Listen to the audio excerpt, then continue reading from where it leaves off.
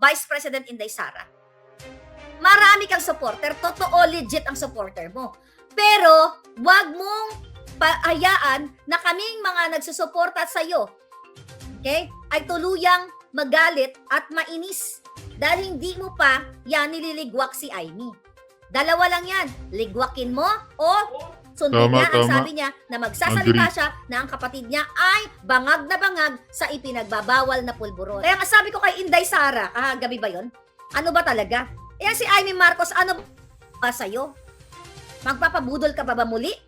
What's up mga kababayan? Just That Matters here. Dito sa video natin ngayon ay ating panonoorin o pakikinggan si Madam Maharlika. Matapos nga ibulgar ni Madam Maharlika itong larawan na kung saan kasakasama nila Liza Bongbong Marcos ang mga tauhan o ang mga nasa likod ng Pogo, shinare nga sa social media ito ni Atty. Harry Roque. Na ngayon nanggagalaiti sa galit mga kababayan ang mga pulahan at ang mga napagagamit na Kongreso, Senado sa loob ng Malacanang. Naku naman po, na ngayon may balak di umanong gurgurin itong si Atty. Harry Roque anumang araw at oras. Naku naman po, na bakit ganito ngayon ang mga nauupo, no? Na napagagamit sila sa bangag na administrasyon. Totoo naman na ang utak ng Pogo di umano sina Liza at Bongbong Marcos at hindi ang mga Duterte. Dagdag pa rito na ang dami rin nilang issue pagdating sa mga utang, travel,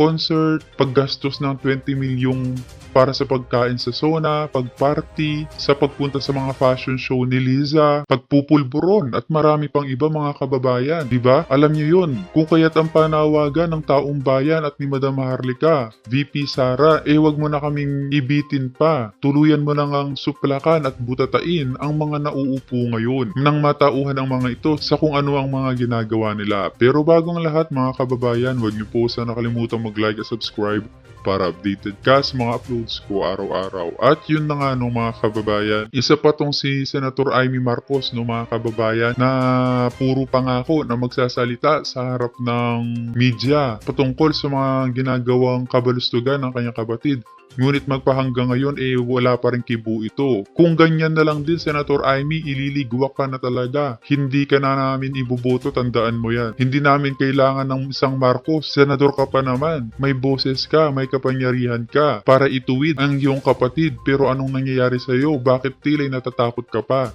At tila'y balimbing ka pagdating kay VP Sara. Kaya kahit anong dala sa iyo ni VP Sara, Senator Amy, tandaan mo, hindi ka mananalo sa susunod na eleksyon. Dahil hindi na bulag ang taong bayan. Kung kaya naman hindi ko na patatagalin pa, heto na ang buong video. Ako, supporter pa ako ng budol administration. Pero at least hindi tayo nagpabudol hanggang ngayon. I know we're gonna win. People will win. God is with us, sabi nga ni Rich TV. We will win. Dapat lumabas na kayo dyan. Nako, kumilos na kayo. Revolusyon, sabi ni Will Moss. Miss Cathy Binag, mag-ingat ka, madam. Palangga, mag-ingat ka. But I know, like you, na may faith na people will win. I know. Mag-agree kayo, mag-agree ako sa inyo, people will win, mga palangga. I don't know kung nag-hearing pa rin sila. Tama ka, Cathy, no? Tama ka na magpapalabas sila ng mga preso para idiin ang Pangulong Duterte. O ngayon, inimbita nila ang Pangulong Duterte para imbitahin na naman doon sa Kongreso. Anong target nila? Iko-contempt naman nila yun. Lalo na yung bibig ni Pangulong Duterte. That's the purpose. Para gurgurin tayong lahat. And I don't think Pangulong Duterte ay pupunta doon. Si Atty. Harry, lawyer, magaling, I don't know. Hindi ko alam. Maaaring pwede may mga paraan para hindi siya umattend doon kasi gugurgurin din siya. I don't know kung anong gagawin ng mga abogado ni Pangulong Duterte na hindi siya umattend doon sa contempt na yon, mga palangga. Ay, sa contempt. Sa hearing na yon. Ano what I mean? Yan ang eksaktong gagawin kay Pangulong Duterte. November pa lang of 2023, sabi ko, ang SMNI gugurgurin, si Pastor Quiboloy, sabi ko, galing sa aking podcast, si Pastor Quiboloy gugurgurin, ang mga vloggers gugurgurin, si Pangulong Duterte gugurgurin, si Inday Sara gugurgurin. Alam nga naman si Inday, nakinig lang sa akin, no, mag-resign ako kasi sinabi ni Maharlika.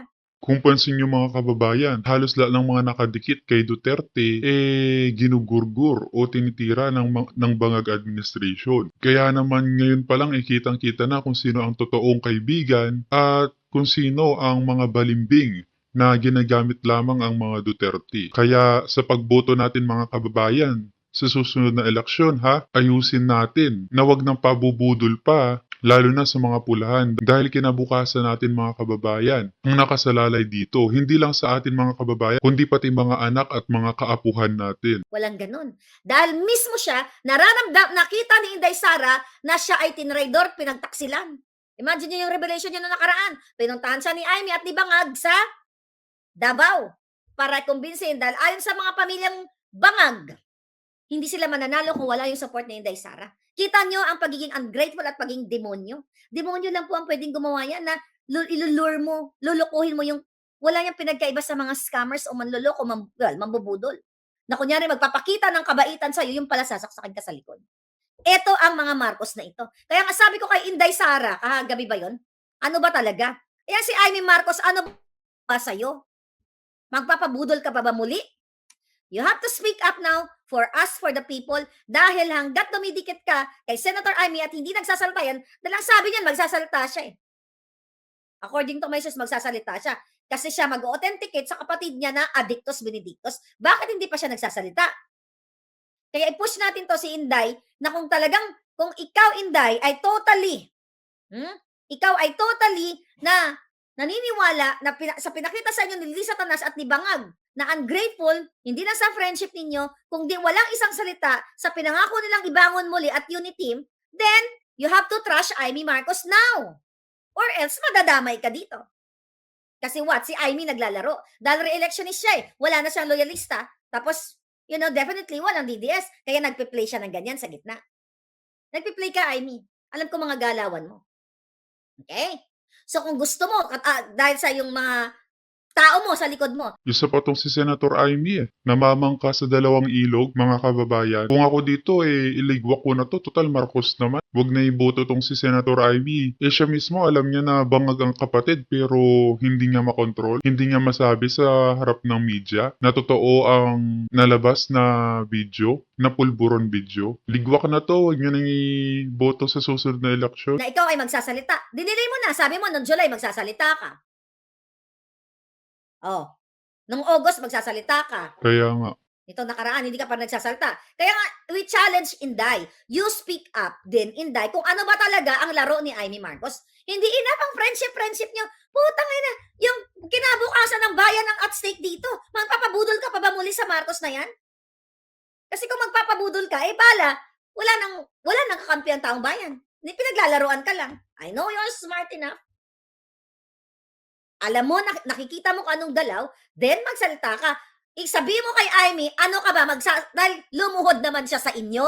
Yang pamilyang yan, lumuhod sa inyo na huwag pangalanan si Marcos Jr. na siya ay narco-politician. Di ba? Ano ba inaantay ni Amy Marcos? Di ba sabi ko sa inyo, isang hibla na lang? Yung mga nangungulit sa akin? Ilabas mo, Amy Marcos. Wala ka ng loyalista dahil isinusuka dahil inutusan na ni Lisa Tanas. Wala na rin DDS. Pero kung magsasalita ka at ito authenticate mo at ipagtanggol mo ang bayan dahil ito 99.9% walang tiwala sa'yo, mambubudol ka din daw eh. Kung magsasalita ka, kasi mga kababayan, ito behind the scene, na magsasalita daw siya na aaminin niya sa inyo, sa taong bayan, na ang kapatid niya ay Addictus Benedictus. Huwag nyo na kaming paglaruan. Huwag yung paglaruan ng bayan. Inday Sara, huwag ka nang pumayag na paglaruan ka ni Amy Marcos. Sayang ang galing mo. Sayang naman yung nakikita mo na yung kademonyohan, tapos paglalaruan ka ni Amy. Ay, magagalit ako. Bala na kayo sa buhay ninyo. I will still speak, pero hanggat ikaw ay nakipagkaibigan dyan at ini-etchos ka, ano to, lokohan? Sabi nga nila, blood is thicker than water. Pagsalitain mo yan, bigyan mo ng ultimatum. Kasi, sinabi niya, mga kababayan, ay ito magkabukingan na tayo, pakialam ko. Wala naman akong pakialam sa pangalang Duterte o Marcos o whoever. Ang pakialam ko yung taong bayan. Nangako si Amy Marcos.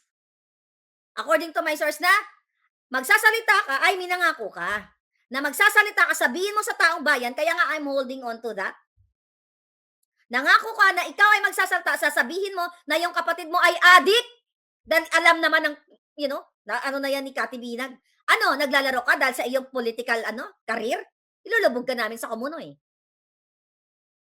Kasama dun sa baha na yun, ilulubog ka namin, ilulubog ka ng taong bayan. Lahat kayo. At dapat nga, pag nalubog na kayong lahat, yung Marcos na apelyido na yan, hindi na nag-i-exist sa Pilipinas kasi malas yan.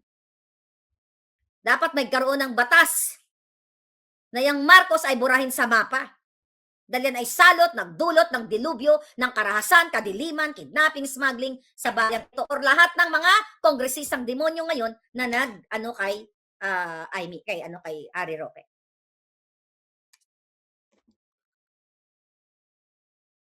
No more Marcos, sabi ni Doms. I mean, nakikipagplastikan dahil need niya ng boto. Taong bayan ang tunay na makapangyarihan, sabi ni Lady. Yun ang nga sinasabi ko. Kaya nga, ito, for sure may mga kaibigan yan si Inday nanonood. Ito, Vice President Inday Sara. Marami kang supporter, totoo legit ang supporter mo. Pero, wag mong hayaan na kaming mga nagsusuporta sa iyo, okay, ay tuluyang magalit at mainis dahil hindi mo pa yan nililigwak si Amy. Dalawa lang yan, ligwakin mo o sundin niya ang sabi niya na magsasalita siya na ang kapatid niya ay bangag na bangag sa ipinagbabawal na pulburon. Magsabi ka, not only yung kapatid mo, ang sister-in-law mo na smuggler, kidnapper at bangag na bangag sa ipinagbabawal na gamot dahil ikaw mismo, Senator Amy Marcos, Agosto of 2022 ang nagsabi sa akin na inuutosan ba ni Lisa, na inuutosan sa kay Pebbles Talakera ba kumukuha ng ipinagbabawal na asin si Lisa Marcos? Kaya nga na-shock ako, di ba? Wala nga akong kinalaman dyan dahil, denial pa rin ako na siya ay gumagamit ng pulburon o illegal na asin. Sinabi mo sa akin yan, Amy Marcos. Alam mo na si Lisa, ang mga pamangkin mo ay pulboronic to the highest level. Kaya ikaw, Inday, I'm not telling you what to do. But you should know kung ano kulay niyan. Ito lang ang hiling namin. Ito nakita nyo? Yung mga comment, basahin nyo. Dalawa lang yan, Inday. Ibasura mo siya, tutuloy natin ang laban ng bayan, bumalik siya sa kapatid niya, kasi andyan naman, nasa slate siya, di ba? Senate slate, kasama siya. Then, people will fight, people will support your cause, Inday Sara. Nakikita naman namin eh. Pero kung makipagplastikan ka, kasama ka dito sa paglubog, sinaasahan ng bayan, kami-kami na lang. Kung sino ang pwede makita namin tagapagtanggol. O, nakita mo ngayon. Nakita mo ngayon ginawa kay Harry Roque. Mga abogado kayo, ginawa sa kanya. Ginigipit siya. This is not about Harry Roque. Pinapakita nila yung abuse of power na kahit sino pwede nilang gurgurin. Pwede nilang ikulong. How much more ikaw na ordinaryong tao? Diba? Ayan, si Palangga. People will protect people, not politician. How much more? How much more ang kaya nilang gurgurin kayo kung si Harry na may pera? Ikaw na wala kang pera, wala kang pambiling pagkain ngayon eh. Di ba? Si Harry Roque, may choice yan. May visa, may passport and everything. Sabi ko nga, pinigilan ko, wag ka nang bumalik spokes, gugurgurin ka. Kaya nilang gurgurin ng ganun-ganun na lang. Ikaw pa, na ikaw ay jeepney driver or tricycle driver, ordinaryong worker. They can gurgur you anytime. Sabi ni Miss Jeng, may galit na. Kasi ganito yan. Inday Sara. Nagsalita ka na natutuwa na yung mga tao. Say, ito do muna. Huwag mo na kaming bitinin.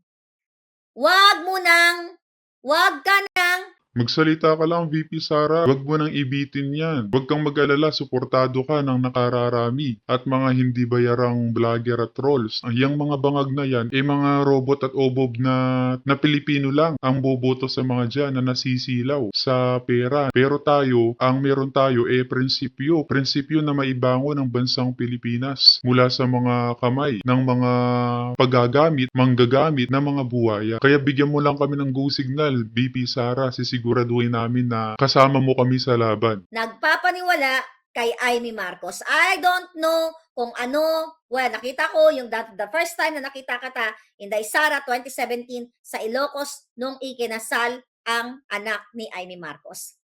Halos dumaan ka lang sa tabi ko pero ang daming PSG. Okay, nakita ko na talagang love na love ka ng mga Marcos. Ando doon si Satanas, ando doon si Kuting. Kasi kayo ang nakaupo at nagki-kiss ass. Ngayon tinraidor na kayo. Huwag mo nang hayaan, Day, na traidorin pa kami. We're here to support you. Now look at you. Tinitira ka din sa mga libro-libro nila, pero hindi naman i-effect yan. Pero mga putang ina, ang 1 trillion for 2 years, yung 3 billion na nakolekta ni Lee Satanas na pera kada buwan sa Bureau of Customs, sa agriculture, name it, ayaw, buksan. Ito na nga lang yung picture sa Pogo na kasama yung mga Pogo operators na nagbigay sa kanya ng total of 1.5 billion during the campaign. Ayaw ipatawag ng mga taksil sa Congress. Si Harry Roque na wala nga silang maipakita na maglilink kay Harry na picture man lang, nakasama ito si Mr. Wu. 'Di ba?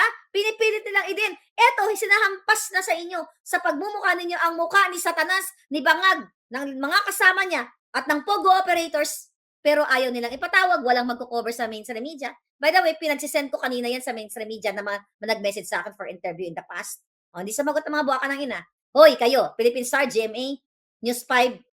'Di ba? Nag-message kayo sa akin. Para mag-interview. Hindi ko kayo sinagot kasi mga puti ng ina niyo lahat. Dahil kayo mga traidor. Anong ginawa ko? Sinend ko ngayong araw. Hindi man lahat. Sinend ko yung picture ni Lisa Tanas at ni Bangag. Tapos nilagay ko yung narrative doon kung ano yung kwento ng picture. Hindi kayo sumagot, di ba? Kasi buwaka ng ina ninyo, kalaban kayo, mga taksil kayo. Kapag issue ng lipunan, tunay na issue ng bayan, ayaw niyong pag-usapan. Pero yung panggigipit o chismis lang, gusto niyo mag-interview. Tangay na niyong lahat. Hindi kayo pagbibigyan. Mga ulol kayo. Kasi kung gusto ko mag-interview, ito, mga palangga ko. Kahit ako magsalta ako, sulat ko yung tanong, sagutin ko yung sarili ko, kaya ko namang interview yung sarili ko. Diba? Sinend ko sa kanila palangga, tiyan mo lang sumagot. GMA7 lahat. Lahat halos sila. See? Meaning, they don't care about the national issue. Gusto nila yung mga issue lang na gusto kanilang idiin. Hindi kayo bibigyan ng satisfaction, ha? Mga ulol kayo. Do you think? Hindi ako syunga katulad nyo. Mga convicted, Azucena Barte. Si Amy ang huling last ni Kuting.